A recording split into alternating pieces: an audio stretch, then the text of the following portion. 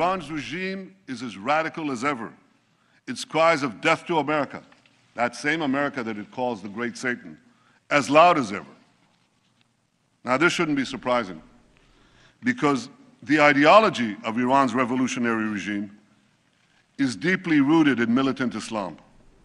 And that's why this regime will always be an enemy of America. All right, ladies and gentlemen, joining us now, Ari Fleischer, former White House spokesman for President George W. Bush and president of Fleischer Sports. Hello, sir.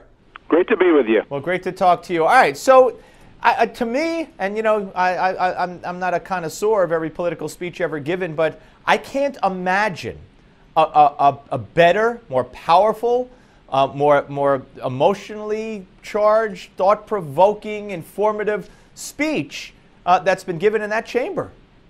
Yeah, and particularly at a time when we really do have serious worries about Iran and Iran's compliance already with the United Nations nuclear inspectors. We do know they are not allowing the inspectors into their country and giving them access to facilities. That's what the United Nations tells us.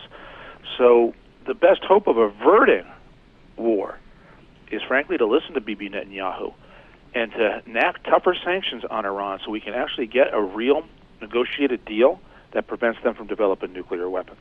When the president's response was there was nothing new, and Nancy Pelosi's response was I was near tears the whole speech, and then because he was so condescending to the United States. Let's start with Pelosi first. I mean, you know, the strong woman, former Speaker of the House, was near tears. I mean, it kind of seems like a very odd thing to say. Steve, I won't start with her. I would just ignore her.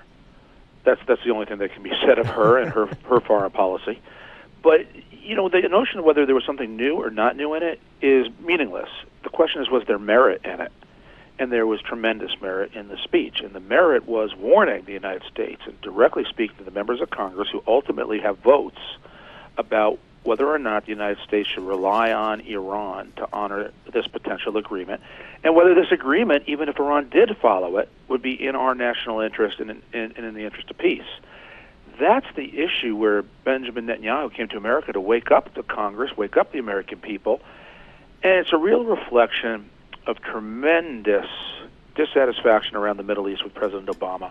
It's not just Israel, it's Saudi Arabia, it's Egypt, it's the United Arab Emirates. Many of our former Arab allies see President Obama as a leader who has done nothing but create vacuums, and they know, because they live there, when a vacuum gets created in the Middle East, it gets filled by the Muslim Brotherhood, and now, of course, by ISIS and Iran. And he's got a heck of a track record in accomplishing that. You were on CNN yesterday, post-speech analysis. Great job. And I want to play a little exchange between you and Gloria Borger. Here it is. And then at the end of it, when I think he really veered off into political territory, don't know if it was on a delay at that point, but when he sort of raised the specter of the Holocaust and never again and Elie Wiesel, I mean, there was this great, Ari Fleischer could have done this great political speech. Prime Minister who doesn't talk about the Holocaust. Well, that's exactly. not political. That's called survival. That's called learning the lesson. But also for an American audience, if you are building the case, that's not political. Talking about the Holocaust is the history of the Jewish people. I don't, and then she kind of, I think, backtracked a little because she didn't fight you on it. But I mean, how could she confuse that issue? You know, part of the problem is too many commentators in America see everything through a political lens and fit it into our politics as opposed to an existential lens, which is what Israelis look at this through. And we would, too, if we lived in a neighborhood that had a nuclear Iran developing in it. You know, we did this with Cuba in the 1960s, for example, to protect our national security, so of course Israel's worried. But it's impossible to have any meaningful understanding of what Israel thinks if you don't understand the Holocaust. And there's nothing political at the time a Jewish leader, whether it was David Ben-Gurion, Golda Meir, or Benjamin Netanyahu, hearkening back to the lessons learned of the Holocaust. Right. The Jewish people are vulnerable, the Jewish people will protect themselves, and will never again let what happened happen. And certainly if Iran gets a nuclear weapon, tell me what the difference is between that and another Holocaust. Absolutely. Were you surprised? Were you I mean, how would you describe? I was, because I know Gloria, and Gloria and I mean, I agree on every issue, but I think Gloria was just being too overly political in her analysis, as opposed to literally saying that Netanyahu was being political when he raised the Holocaust. I think she would probably want to take those words back or revise them if she could. I don't question her motives, but I do think what she said certainly came out wrong. Okay, we're coming back with Ari Fleischer. We got more on deck, Hillary's emails, maybe even a little A-Rod and the world of sports. Don't go away. Ari Fleischer is back.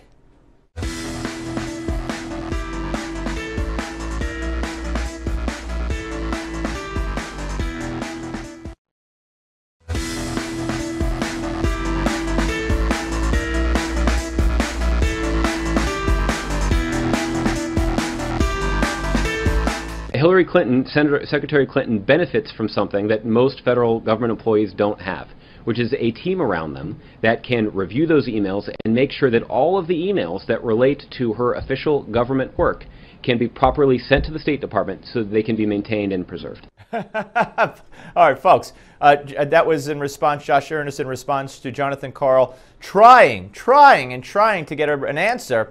And you know how hard it can be to get an answer from a White House press spokesman.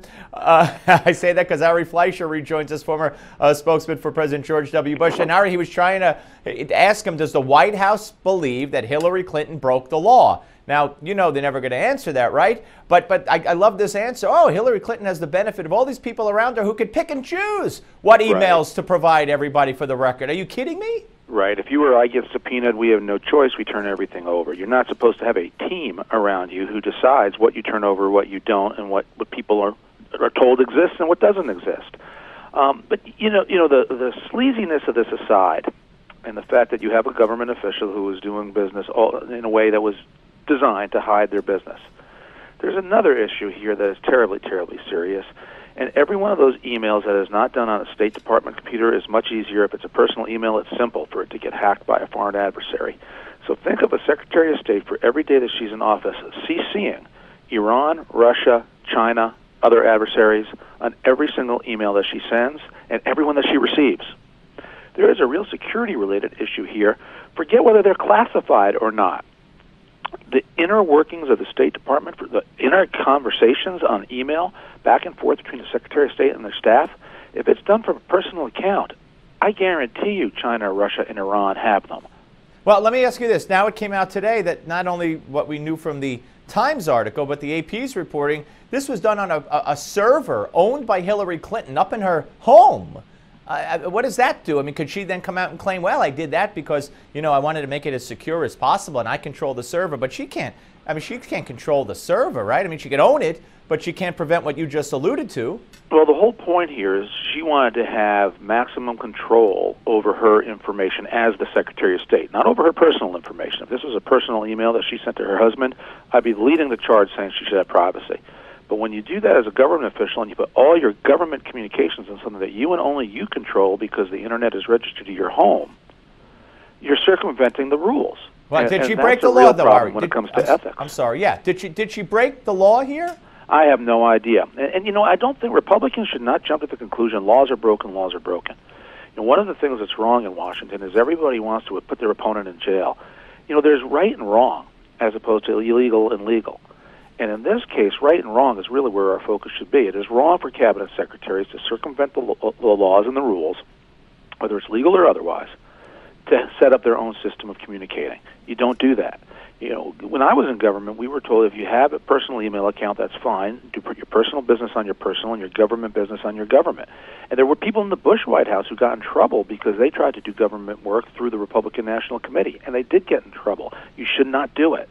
Same standards should apply to Mrs. Clinton. Should this disqualify her, along with the foreign contributions that we now know the Clinton Foundation took while she was Secretary of State, including one look, it's for the American public to decide if somebody's qualified or not qualified. I obviously think she's not qualified. I wouldn't vote for her. Right. All right. But knocking her off the ballot, I can't say that. But I would say that any Secretary of State who exercises the judgment of allowing Russia and China and Iran to get all her emails, there is a serious question of that person's judgment.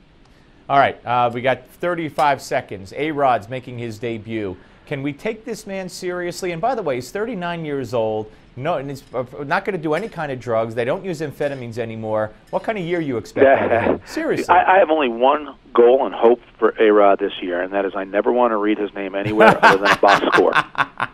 Yeah, that would be good. I'm so sick of the soap opera and the drama.